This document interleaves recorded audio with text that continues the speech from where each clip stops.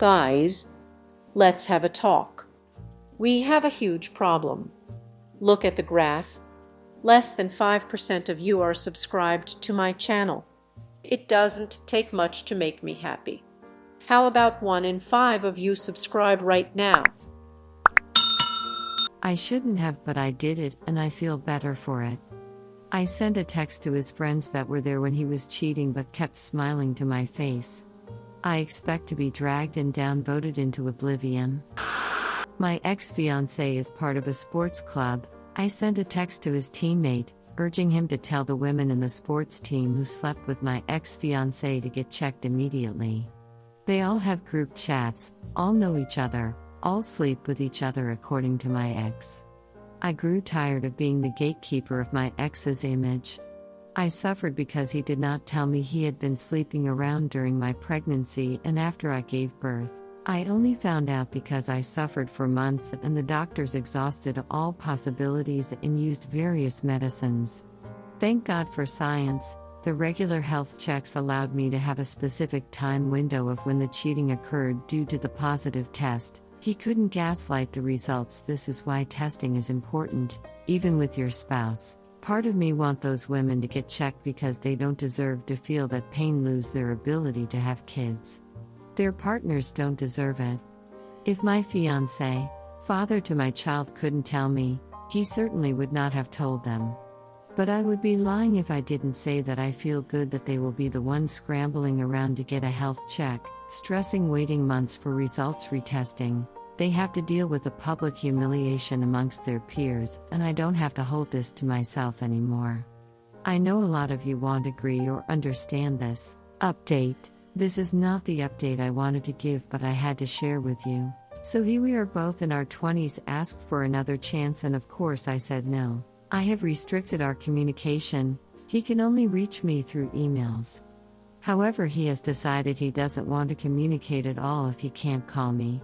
I had to speak to him last week for our child who has an ongoing problem that required health care. When we returned from an appointment, he said we needed to talk. So I entertained him. He started to say it's been difficult for him, us not speaking for 2-3 weeks because of what he did. He can't sleep. Added he has taken a vow of celibacy until he gets married. He stressed that in the past when we were together he was trying to fix his mistakes rather than changing himself to become a better man, and that he didn't have confidence. I don't know what that has to do with me. Now he's working out, eating, dressing well, investing, studying, etc. He wants us to be a family. He wants to treat me as a woman. He wants to be a father to our child and would like to marry at the beginning of 2022.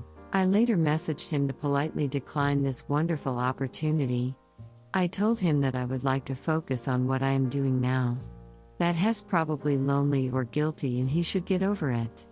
Approaching me as he did was just embarrassing. Given that he cheated on me while I carried his child after I gave birth, and he kept his loose ways a secret for a year until I had that positive result. I also asked him what he planned to bring into my life. Will he secure my future? Will he make my life easier? Will he love me? I blocked him because I don't care for an answer. Did I tell him all the things I wanted in a husband? No. Did I tell him he needs to go to therapy? No. Did I tell him he needs to deal with his sexist ideologies? No. Because that's not my problem. Why should I give this man a blueprint to become a better man? So he can use me one last time? Or be the perfect man for another woman?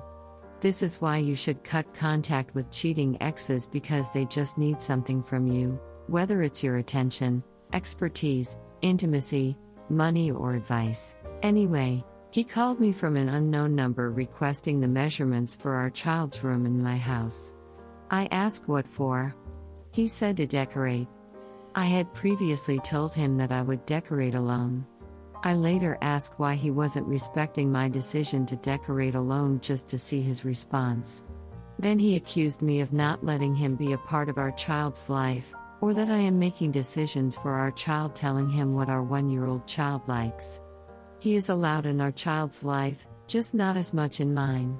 He is allowed to be a father, in his own home, on time. I am not here to stroke this man's ego and make him feel like a better father when he couldn't do the right thing when we were together apart, and I gave him chance after chance. I simply explained to him these are a consequence of his actions. He wanted to cheat, so obviously he didn't want to be part of this family. He went further by being abusive, and is now being treated accordingly. I did not buy him a Christmas gift. I didn't speak to him on Christmas. I didn't wish him a happy new year, and now Hess feeling lonely, struggling. I don't pretend to get along for the sake of my child, but only keep things amicable. If he finds that uncomfortable, so be it.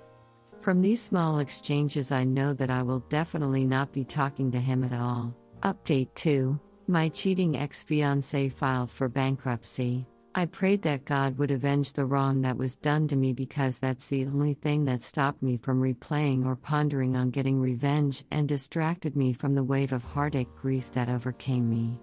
Everything that I experienced didn't feel just or fair. I grew tired of being the bigger person. It was hard to let go, but I started to love and live my life with a focus on being happy and protecting it. He just won't leave me alone. For a while now, has been applying pressure by flirting, being sexual, asking to spend time, and sometimes he is pleasant. It's hard holding boundaries for someone you once loved, especially while co-parenting. It's hard being selfish when all I knew was being selfless. He has decided that I am the one, that he will wait for me. He said he wanted to marry me, and when I asked for the plan, he said he was hoping I had one. Lol. All the singing and dancing about him changing is fake.